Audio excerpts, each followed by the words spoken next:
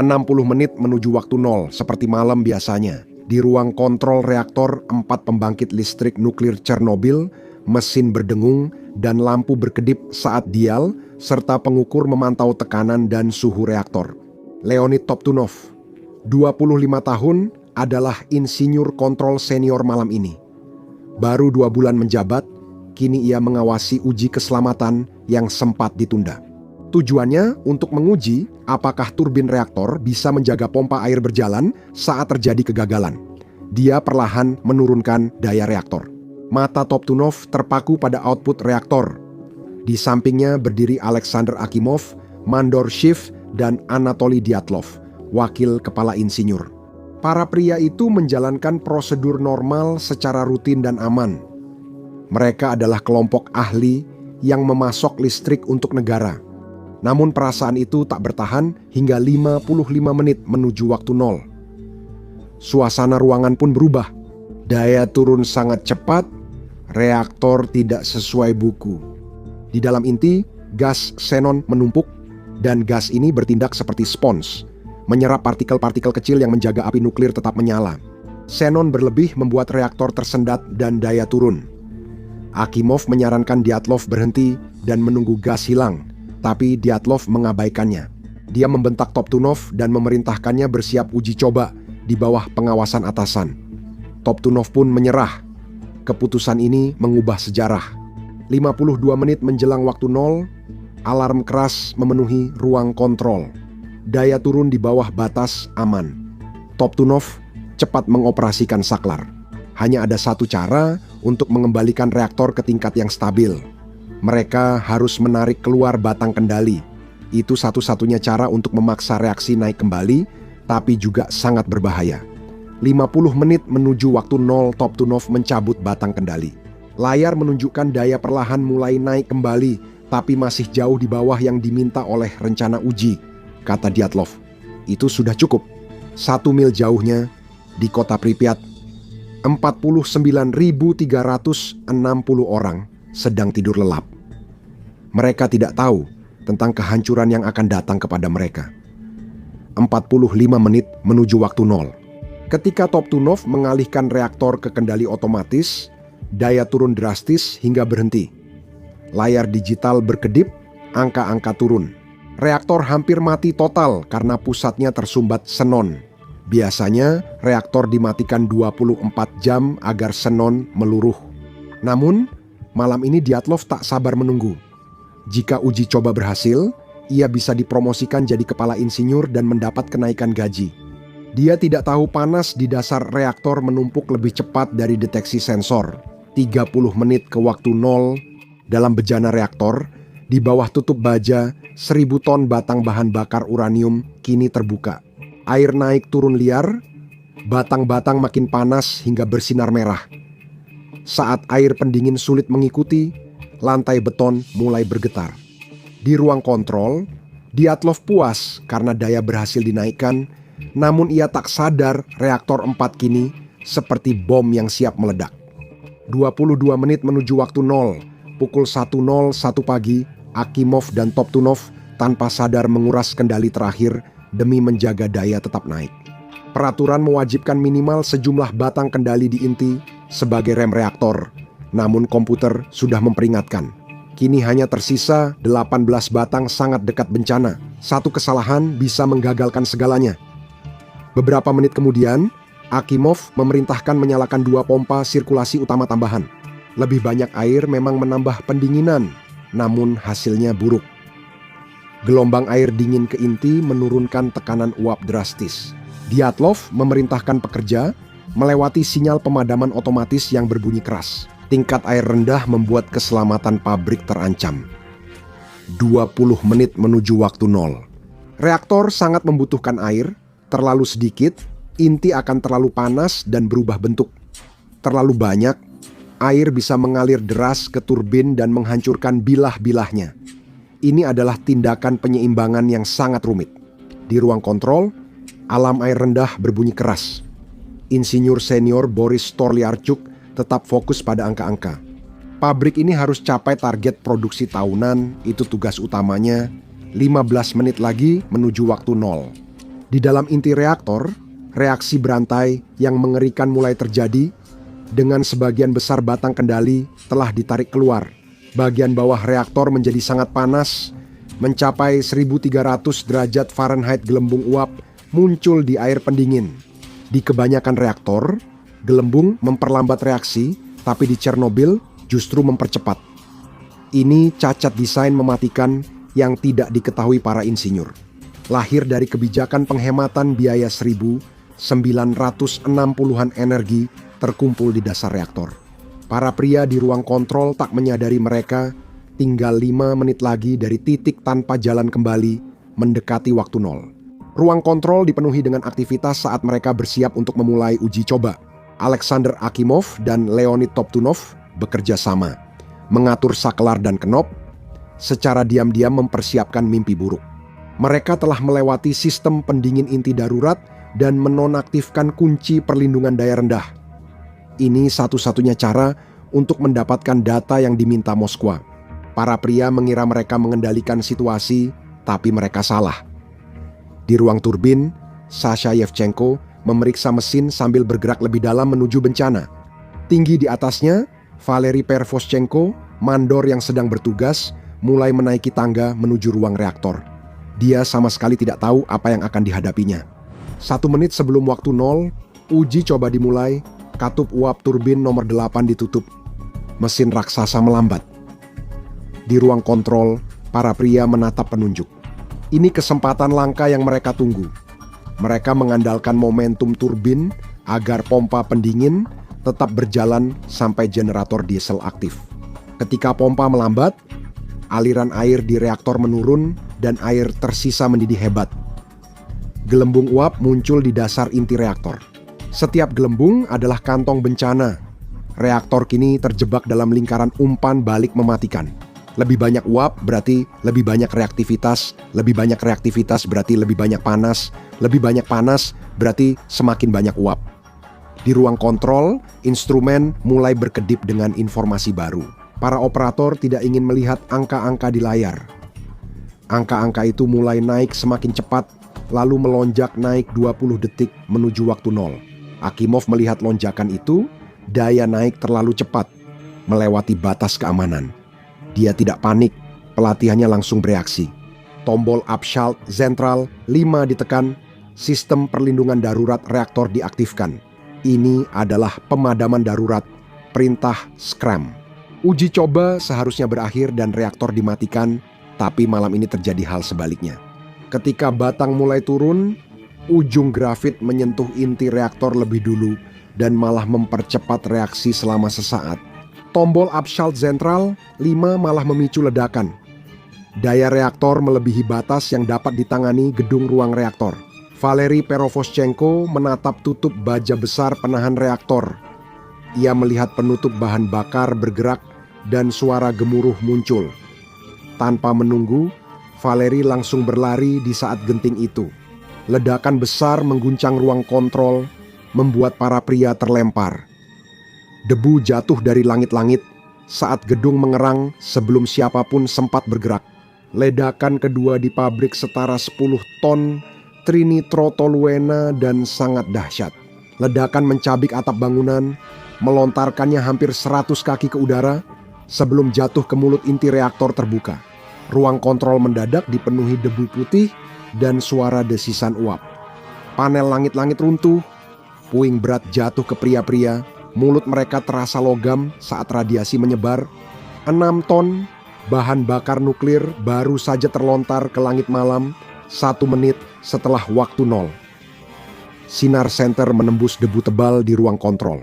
Alexander Akimov meyakinkan diri bahwa reaktor masih utuh dan ledakan hanya gas kecil, bukan inti reaktor. Ia melihat alat ukurnya, tapi semuanya mati. Jarum alat ukur membeku di puncak atau macet di nol. Seorang pekerja buru-buru keluar dari lubang turbin karena kebakaran. Akimov memberitahu pemadam kebakaran dan kepala departemen, lalu memulai protokol darurat untuk menstabilkan pembangkit. Kini, perlombaan melawan waktu. 5 menit setelah waktu nol, Dyatlov pertama keluar ke lorong, masih belum memahami kehancuran yang terjadi. Di depannya, potongan-potongan inti reaktor berserakan di tanah. bersinar dalam gelap. Di ruang kontrol, Akimov mencoba menggunakan telepon internal. Tidak ada jawaban, jalurnya mati.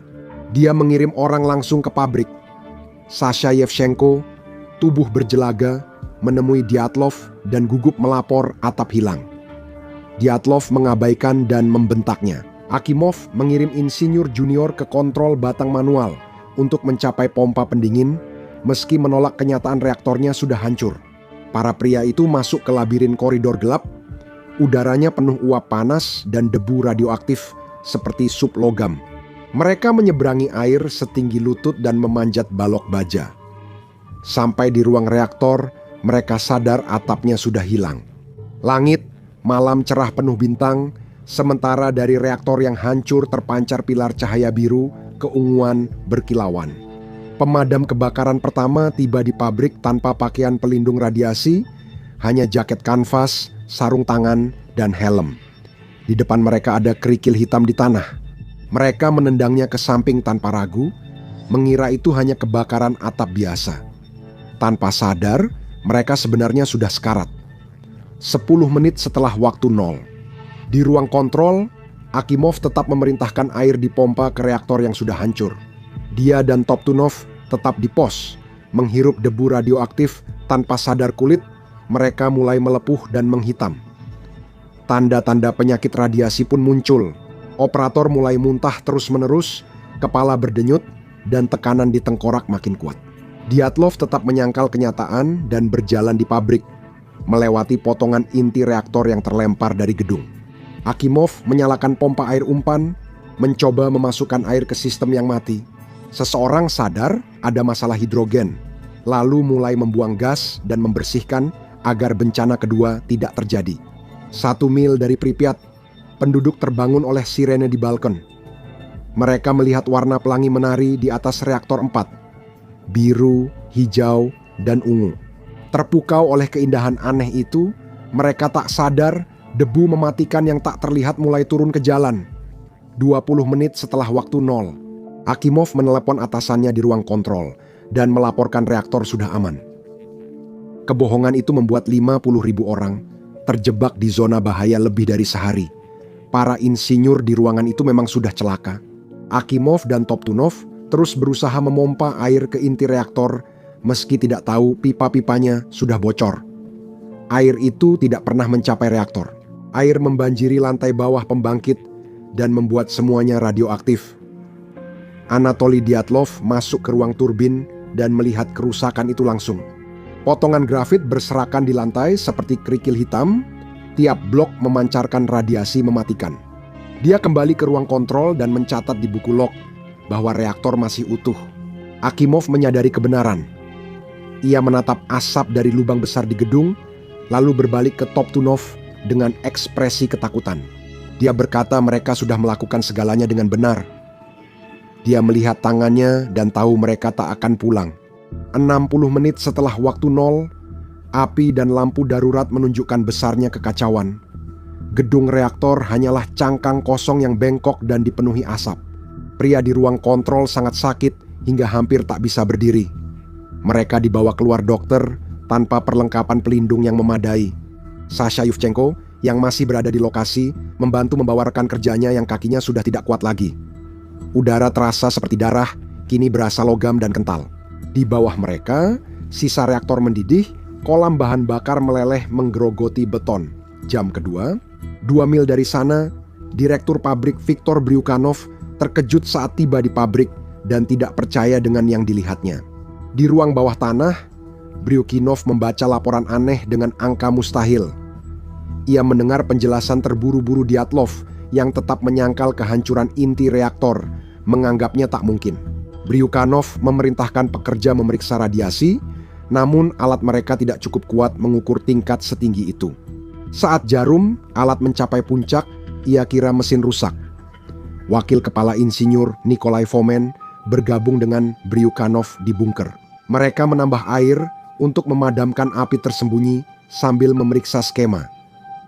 Bryukhanov menyebutnya kecelakaan kecil saat berbicara dengan Moskow. Ia berjanji api terkendali dan reaktor aman. Dyatlov masih berdebat dengan insinyur soal hasil pembacaan. Akhirnya, Dyatlov mengakui pada dirinya sendiri, tapi sudah terlambat. Ia hanya membentak dan memberi perintah dengan suara bergetar. Akimov dan Toptunov dibawa ambulans. Tubuh gemetar kesakitan. Dalam perjalanan keluar, Akimov berbisik memberi instruksi pada sopir, masih mencoba menyelamatkan reaktor yang sudah hancur. Saat matahari terbit, awan asap dan puing radioaktif menaungi pabrik, membumbung hampir 5 km ke langit. 6 jam setelah waktu nol, helikopter menjatuhkan pasir dan tanah liat. Para pilot mempertaruhkan nyawa. Setiap kali lewat, panas inti reaktor melelehkan material seperti kaca, memberi waktu ekstra. Pekerja pembersihan pertama datang dengan peralatan. Tak sadar mereka memulai misi mematikan. Pripyat perlahan diselimuti debu radioaktif. Anak-anak bermain di bawah debu yang turun, sementara ibu-ibu menjemur pakaian yang menyerap debu itu. Sekolah tetap buka, radiasi menyebar ke desa sekitar. 12 jam setelah waktu nol, langit menguning akibat asap. Helikopter tambahan ikut respons darurat, menjatuhkan bahan kimia untuk menahan radiasi. Pabrik. Direktur Viktor Bryukhanov memerintahkan evakuasi, namun peringatan tertunda. Pejabat lebih takut kepanikan daripada racun. Satelit mendeteksi kebakaran dan memberitahu barat. Setelah 24 jam sebagian besar api padam, namun inti reaktor masih membara. Bus bawah tanah tiba di Pripyat, pengeras suara mengumumkan evakuasi. Warga diberitahu akan pergi selama 3 hari. Penduduk buru-buru pergi, meninggalkan makanan, mainan, dan pintu terbuka. Mereka tak akan kembali. Jam ke-48, daerah di sekitar Chernobyl menjadi kota hantu di bawah kendali militer.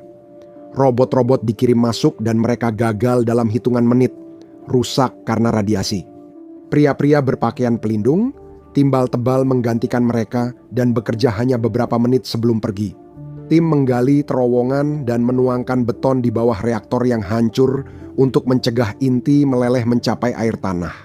Di rumah sakit, tahap terburuk dari penyakit itu dimulai, kulit mengelupas, organ-organ mulai gagal. 600 mil jauhnya di Swedia, sebuah pembangkit listrik tenaga nuklir mendeteksi lonjakan mendadak. Radiasi Chernobyl telah terbawa angin, melintasi Eropa 72 jam setelah waktu nol. Televisi nasional melaporkan kecelakaan di Chernobyl dan menyatakan situasi terkendali. Di atas pabrik, helikopter terbang terus siang malam, menjatuhkan pasir dan boron, alat mereka rusak akibat radiasi. 10 hari setelah jam nol, kebakaran padam 6 Mei, helikopter menjatuhkan lebih dari 5.500 ton pasir, tanah liat, dan timbal, membentuk lapisan keras di atas inti yang masih berasap. Emisi turun, tapi kebocoran kecil masih merembes ke tanah. Petugas pembersihan hanya bisa bekerja beberapa menit agar selamat. Alexander Akimov meninggal 15 hari setelah ledakan, tubuhnya penuh lepuh dan organ gagal. Leonid Toptunov meninggal 3 hari kemudian. Anatoly Dyatlov selamat dari ledakan, namun menderita penyakit radiasi seumur hidup dan dijatuhi hukuman 10 tahun kerja paksa atas perannya dalam bencana itu. Dia meninggal tahun 1995, tetap menyalahkan desain Soviet, bukan keputusannya. Korban tewas langsung sebanyak 31 orang. Diperkirakan 4.000-9.000 kematian akibat kanker, sementara dampaknya bertahan ribuan tahun. Cek kisah luar biasa Sasha Yuvchenko, Bagaimana Saya Selamat dari Chernobyl, atau klik video ini